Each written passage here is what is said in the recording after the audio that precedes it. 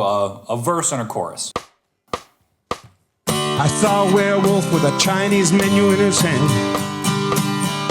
walking through the streets of Soho in the rain. He was looking for the place called Lee Ho Fooks, gonna get a big dish of beef chow mein.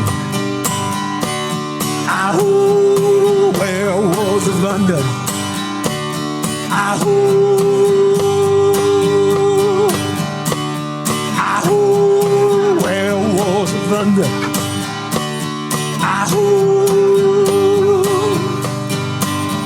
So it doesn't get much easier than that. Although, you know, the speed of the song is kind of fast, and definitely changing between a D and a C and a C and a G can give you problems. So I'll talk about that at the end of the video, but just know that's the entire song. You're just doing that progression. You do it for the intro, verse, chorus, second chorus, over the solo, over the third verse, over the third chorus, over the fourth verse, which actually I think you do it twice for the fourth verse, and then you do it once for the outro, and again, it's just the 3 chords in that order for the entire song. So like with all really easy strummy versions of songs, you always want to follow the same process. Make sure that you know how to play the chords first, and then focus on any chord changes that give you problems. I know for this one, because of the speed of the song, C to G is hard in general, and because again, the speed of the song, it happens rapidly. So you definitely want to focus on those specific chord changes in isolation. Build that skill up. It'll make your overall guitar playing